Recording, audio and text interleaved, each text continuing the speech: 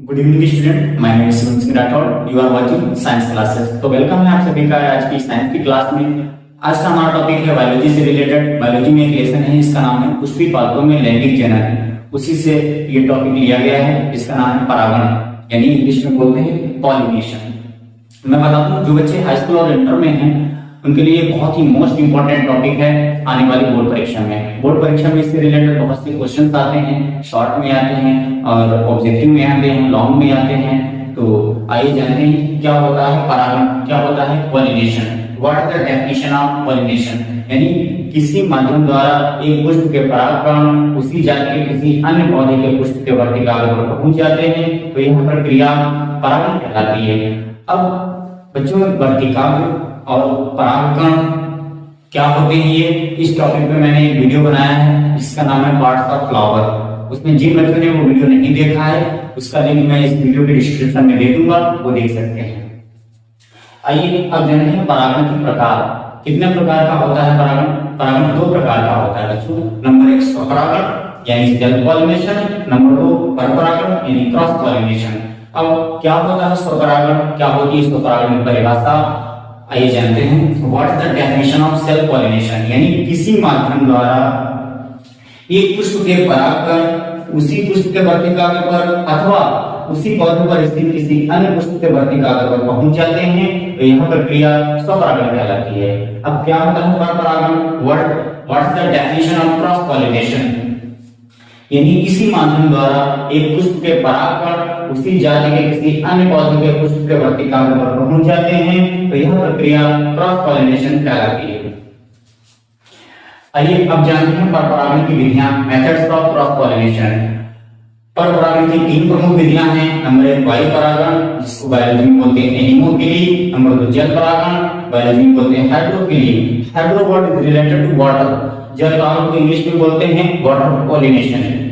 Number तीन जंतु परागण, जिसको बायोलॉजी में बोलते हैं जूफिली। जंतु परागण की भी बहुत सारी विधियां हैं। नंबर एक कीट परागण, बायोलॉजी में बोलते हैं इसको एंटोमोफिली। पक्षी परागण यानी ऑर्निथोफिली। चमगादड़ द्वारा परागण यानी चिरोटेरिफिली। घोंघा द्वारा परागण यानी मोलाइकोफिली। आइए जानते हैं क्या होता है वायु परागण, क्या परिभाषा होती है वायु परागण की। What is the definition of anemophily, यानी जब वायु के माध्यम से किसी पुष्प के परागकण उसी जाति के किसी अन्य पौधे के पुष्प के वर्तिकाग्र पर पहुंच जाते हैं, तो यह प्रक्रिया वायु परागण कहलाती है।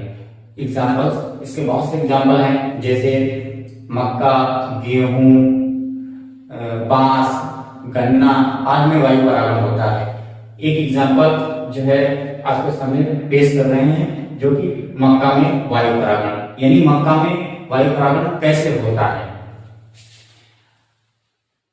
मक्का के पौधे के ऊपरी भाग पर नर पुष्प संयुक्त होकर लगे रहते हैं, जबकि निचले स्थानों पर मादा पुष्प लगे रहते हैं। मादा पुष्पों की वर्तिका स्टाइल रेशे की तरह बाहर की ओर लटकी रहती है, और जब नर पुष्प परिपक्व हो जाते हैं तो उसके परागकण वायु के संपर्क में आकर उड़ने लगते हैं और मादा पुष्प की रेशमी स्टाइल के द्वारा ग्रहण कर लिए जाते हैं। यहीं पर मक्का में वायु परागण की प्रक्रिया संपन्न होती है। आइए अब जानते हैं वायु परागित पुष्पों की विशेषताएं। क्या क्या विशेषताएं हैं वायु परागित पुष्पों की? ये प्रायः छोटे होते हैं और अनाकर्षक होते हैं, यानी इसमें कोई आकर्षण नहीं होता है क्योंकि इसमें वायु परागण हो रहा है। दूसरा है, इसमें सुगंध प्रायः नहीं होती है, इसमें सुगंध की भी आवश्यकता नहीं होती है, क्योंकि सुगंध की आवश्यकता जब होती है जब परागण कीट के माध्यम से होता है। अगला है, इनमें मकरंद नहीं होता है, इसमें मकरंद की भी आवश्यकता नहीं होती है। मकरंद क्या होता है बच्चों? मकरंद को इंग्लिश में बोलते हैं नेक्टर। जब कोई कीट मकरंद को चूसने के लिए अन्य पौधों के पुष्पों पर भ्रमण करता रहता है मकरंद को चूसने के लिए, इसमें मकरंद की आवश्यकता होती नहीं है, क्योंकि मकरंद की आवश्यकता कीट परागण में होती है। क्योंकि यह प्रक्रिया वायु परागण में हो रही है, इसीलिए इसमें कोई मकरंद की आवश्यकता नहीं होती है। अगला है, परागकण बहुत अधिक संख्या में बनते हैं। जाहिर सी बात है, जब वायु परागण होगा तो उसमें लाखों की संख्या में परागकण बनेंगे, कुछ रास्ते में नष्ट हो जाएंगे और कुछ ही मात्रा में अन्य पुष्प के वर्तिकाग्र पर पहुंचेंगे। अगला है, इनमें वायु परागित पुष्पों में नर अंग प्रायः लंबे होते हैं, ताकि अधिक से अधिक परागकण वायु के संपर्क में आ सकें।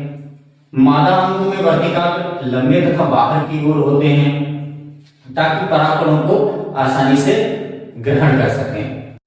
नंबर 2, जल परागण। आइए बच्चों जानते हैं क्या होता है जल परागण। What is the definition of hydrophily.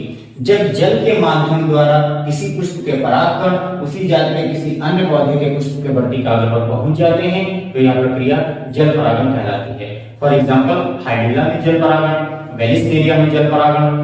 तो आइए बच्चों आज हम जानते हैं वेलिस्नेरिया में जल परागण कैसे होता है। वेलिस्नेरिया का पौधा एक जलमग्न पौधा है अर्थात जल में पूरी तरीके से डूबा हुआ होता है। वेलिस्नेरिया के पौधे नर तथा मादा पौधे अलग अलग स्थित होते हैं। नर पौधे के पुष्प स्थूल मंजरी के रूप में निकलते हैं जो कि अपरिपक्व अवस्था में नर पौधे से पृथक होकर के जल की ऊपरी सतह पर तैरने लगते हैं और तैरकर मादा पुष्प के पास पहुंच जाते हैं। मादा पुष्प एक पुष्प वृंत की सहायता से कुंडलित होकर लगा रहता है जो कि परिपक्व होने पर इसका कुंडलन खुल जाता है और जल की ऊपरी सतह पर मादा पुष्प आ जाता है। जैसे ही नर पुष्प मादा पुष्प के संपर्क में आता है तो इसके परागकण स्वतंत्र हो जाते हैं और जल की सतह से होते हुए मादा पुष्प पर पहुंच जाते हैं और यहीं पर जल परागण की प्रक्रिया पूरी होती है। परागकण प्राप्त करने के पश्चात मादा पुष्प वृंत पुनः कुंडलित होकर अंदर की ओर खींच जाता है और यहीं पर निषेचन की प्रक्रिया पूरी होती है। आइए बच्चों आप जानते हैं नंबर 3, जंतु परागण। क्या होता है जंतु परागण, क्या होती है डेफिनेशन जूफिली की। What is the definition of zoophily. तो जब जंतुओं के माध्यम से किसी पुष्प के परागकण उसी जाति के किसी अन्य पौधे के पुष्प के वर्तिकाग्र पर पहुंच जाते हैं तो यह प्रक्रिया जंतु परागण कहलाती है। इसकी बहुत सी विधियां हैं जैसे नंबर 1, कीट परागण। तो बात करते हैं शैलिया में कीट परागण कैसे होता है। शैलिया में कीट परागण आज हम जानेंगे। इस विधि में जब कोई कीट किसी पौधे पर बैठता है तो उसके चिपचिपे शरीर पर परागकण चिपक जाते हैं। जैसे ही यह कीट उसी जाति के किसी अन्य पौधे के पुष्प पर बैठता है तो इसके परागकण उसके वर्तिकाग्र पर पहुंच जाते हैं और यहीं पर कीट परागण की प्रक्रिया पूरी होती है। अब बच्चों कीट परागित पुष्पों की विशेषताएं क्या क्या होती हैं। कीट परागित पुष्प रंगीन होते हैं, आकर्षक होते हैं, खुशबूदार होते हैं, मकरंद युक्त होते हैं। तो ये कीट परागित पुष्पों की विशेषताएं हैं। ये किसमें किसमें होता है कीट परागण। गुलाब में होता है, सैलिया में होता है, ऑर्किड में होता है, बोगनविलिया, ये सब इसके उदाहरण हैं। इन सभी में कीट परागण होता है। उम्मीद करता हूँ आज की वीडियो आपको पसंद आई होगी। फिर मिलते हैं एक नए वीडियो के साथ और तब तक के लिए have a good day. Thanks for watching science classes.